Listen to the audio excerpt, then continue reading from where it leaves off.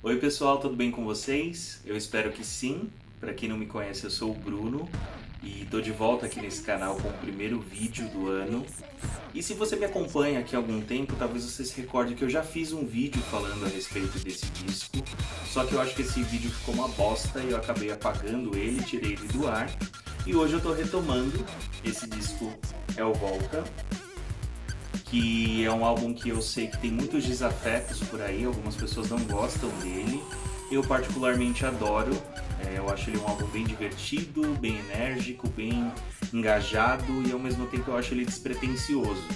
Eu vou mostrar para vocês o que eu tenho na minha coleção, vou falar um pouco dele e eu espero que vocês gostem. Essa daqui foi a primeira edição do Volta que eu tive, é uma edição americana, também foi a primeira versão internacional na minha coleção. Eu ganhei esse álbum e foi bem difícil de encontrá-lo. A ideia do Volta começou depois da Björk ter feito dois álbuns que ela considera como álbuns domésticos, que foram o Vespertine e o Medulla. O Vespertine é um álbum totalmente introvertido e o Medulla é um álbum maternal. Ela tinha acabado de dar luz a Isadora, estava amamentando, então ela estava muito presa dentro de casa e ela decidiu naquele momento que era o momento dela se expandir tanto emocionalmente quanto musicalmente e geograficamente também. E as primeiras pistas do disco, na verdade, começaram quando ela trabalhou na trilha sonora do Dançando no Escuro, com o Selma Songs, porque ela trabalhou com alguns instrumentos de metal, né? E ela ficou curiosa para saber como eles soariam em música pop. E foi aí também o ponto de partida para ela começar a criar se baseando em instrumentos de metal, que é a base do Volta.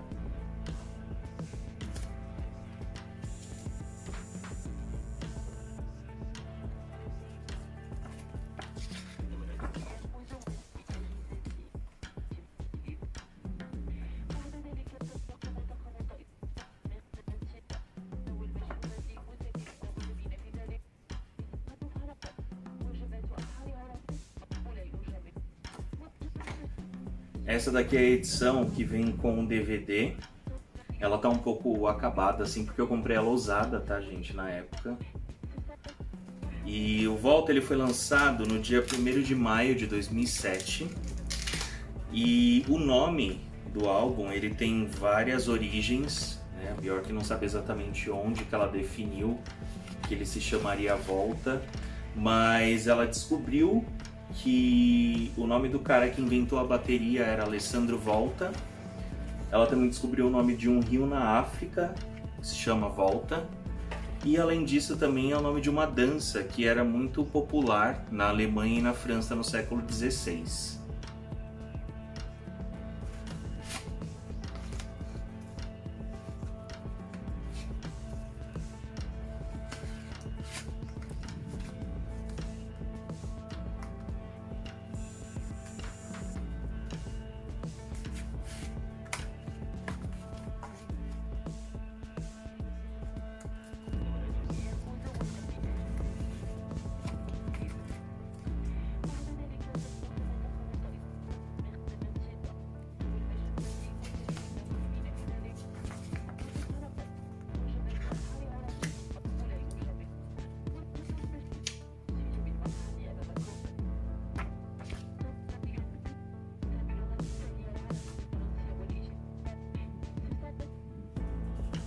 Essa edição aqui que contém o DVD, na verdade esse DVD é a versão Surrounded do Volta. Para quem não sabe o que é Dolby Surround, é um tipo de sistema de áudio que ele permite uma imersão maior, assim, mais fidedigna à gravação, né? Então ele tem vários canais de áudio e ele permite você perceber muito melhor o som do que numa gravação de CD comum. O selo não muda muito também, é muito parecido em todas as edições. Essa daqui é a edição japonesa, que também não tem muita diferença da edição americana.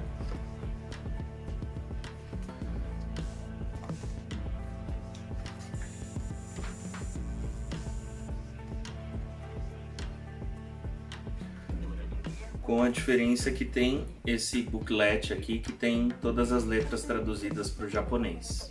Eu não sei se vocês já repararam, mas em cada uma dessas fotos aqui tem uma letra que forma a palavra volta.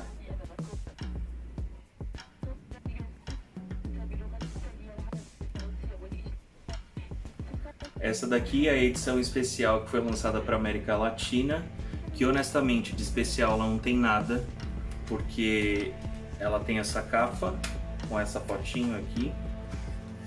O encarte não traz nenhuma das outras fotos. O selo do CD também é basicamente o mesmo. Essa daqui é a capa principal do álbum. Todo mundo acho que é bem familiarizado com essa foto, né? Com essa imagem, quem é fã da Björk. E ela foi fotografada pelo Nick Knight e essa escultura é do Bernard William. A Björk quis personificar uma criatura da terra que se conectasse com a música do álbum, né? Que é uma música forte, que é uma música cheia de camadas, é complexa e bem colorida. É basicamente isso. É como se essa figura representasse o lado masculino do álbum. Como vocês podem perceber, esse daqui é o adesivo que vem do lado de fora. Apesar de ser muito bonito, eu acho que não é nada funcional essa capa. Ela é muito fácil de estragar. Eu tive que colocar um papel contact aqui para não estragar esse adesivo. Deixei ele aqui, porque senão ele já tinha se desfeito há muito tempo. E também esse material eu acho que é muito fácil de estragar com o passar do tempo, né? Já essas fotos aqui do lado de dentro, elas representam o lado feminino do álbum, segundo a Björk. E elas foram feitas pelo casal Inês e Vinod. E também aquela coisa das camadas complexas, né? Do álbum. Dá uma sensação tribal, assim, uma coisa de poder, de ritual, de paganismo. E é aqui que se formam as letras que eu tinha falado pra vocês também. Vou tirar assim que eu acho que é melhor.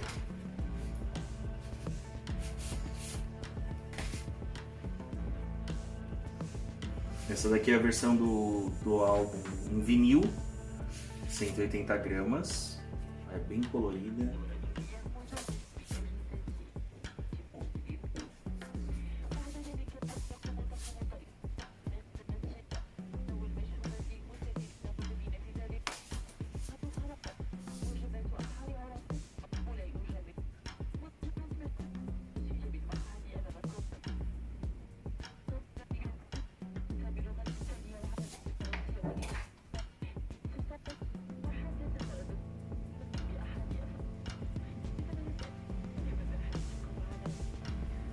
O Volta tem um total de 10 faixas e dessas 10 faixas, 5 se tornaram singles, que foram Earth Intruders, Declare Independence, Innocence, The Flame of Desire e Wanderlust. Esse álbum ele tem algumas colaborações da Björk com o Mark Bell e com o Sion.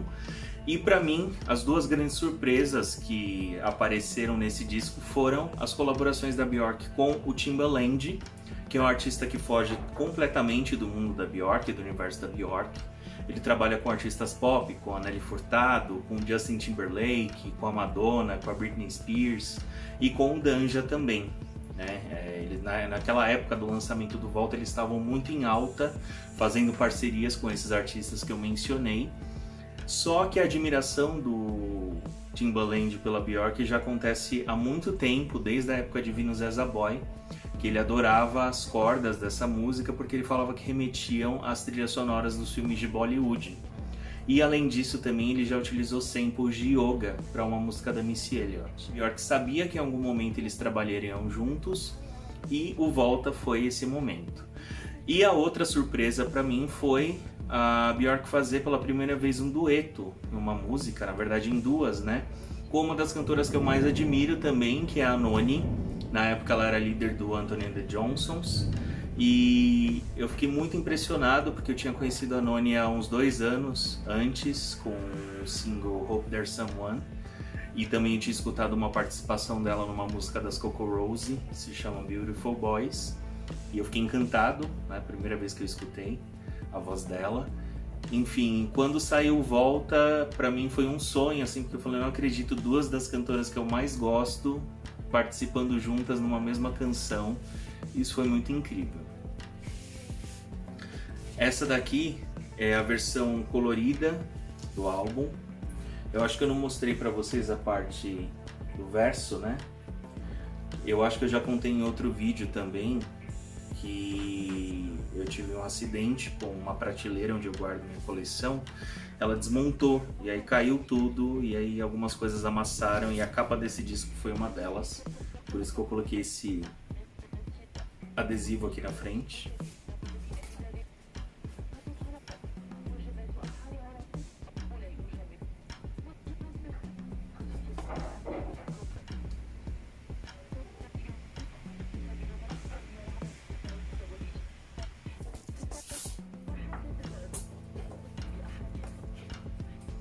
Se alguém quiser me dar essa edição colorida de presente, uma novinha em folha, eu aceito, tá?